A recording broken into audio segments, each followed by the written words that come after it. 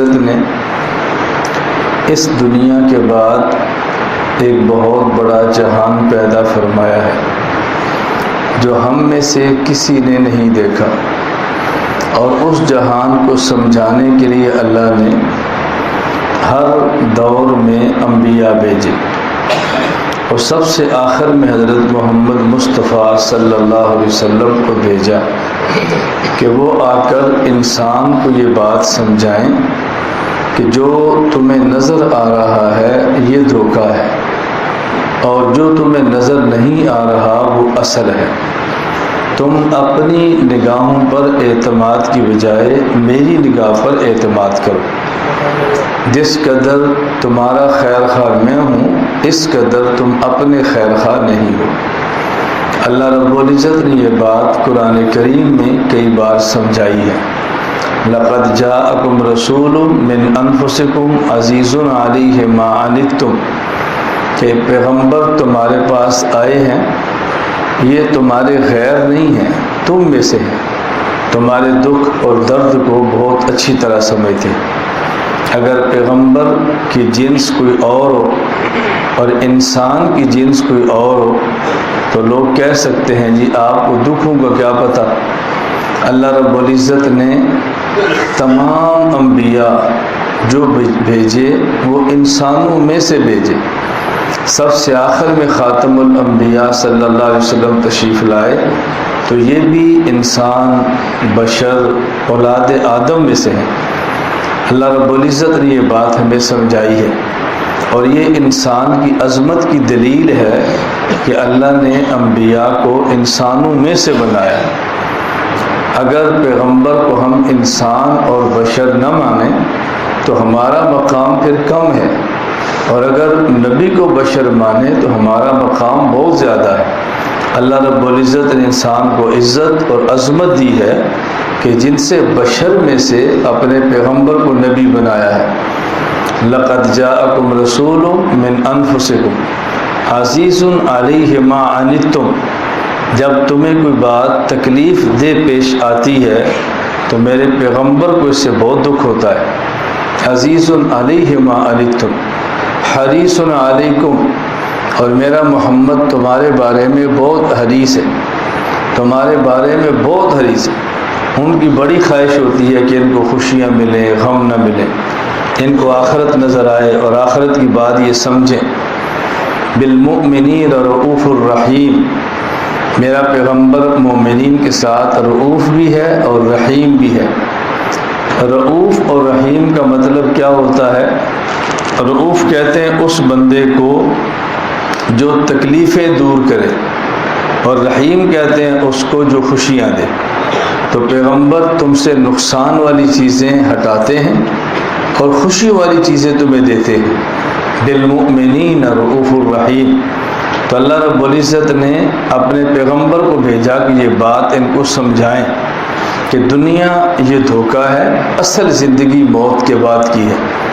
پھر پیغمبر نے پوری زندگی کے ہر موقع کے مناسب ہمیں احکامات عطا فرمائے ہیں کہ تم نے فلاں سال کیا کرنا ہے، مہینے میں کیا کرنا ہے، ہفتے میں کیا کرنا ہے، دن میں کیا کرنا ہے، اور دن کے مختلف گھنٹوں میں تم نے کیا کرنا ہے۔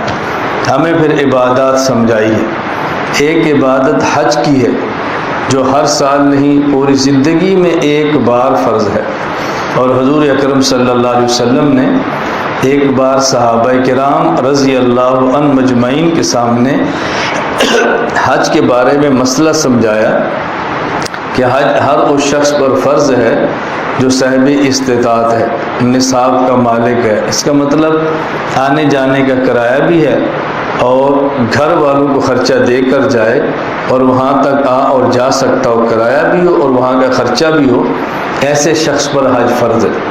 ایک شخص کھڑے ہوئے تو انہوں نے کہا یا رسول اللہ کیا یہ ہر سال فرض ہے؟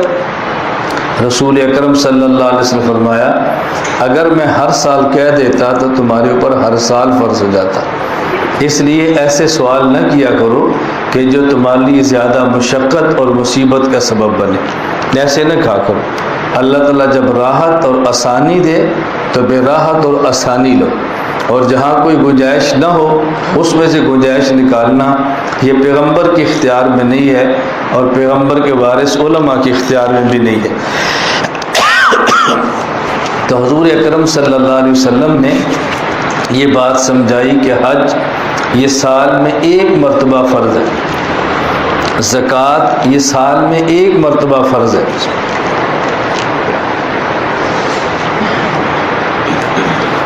سال میں ایک مرتبہ فرض ہے، لیکن زکوٰۃ کس آدمی پر ہے؟ نمبر 1، اس کے پاس 52.5 تولے چاندی کے برابر پیسے ہوں۔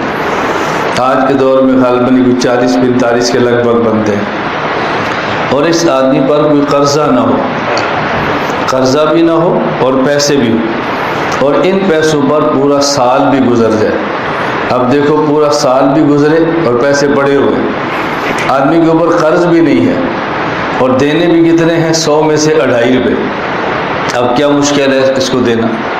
اور اللہ رب العزت زکوٰۃ ان پیسوں میں سے لے رہے ہیں جو اللہ نے خود دی ہے، اور جو 2.5 روپے لیں گے پھر جب واپس کریں گے تو پھر 2.5 روپے نہیں، پھر 2,500 2.5 لاکھ سے بڑھا کر دیں گے۔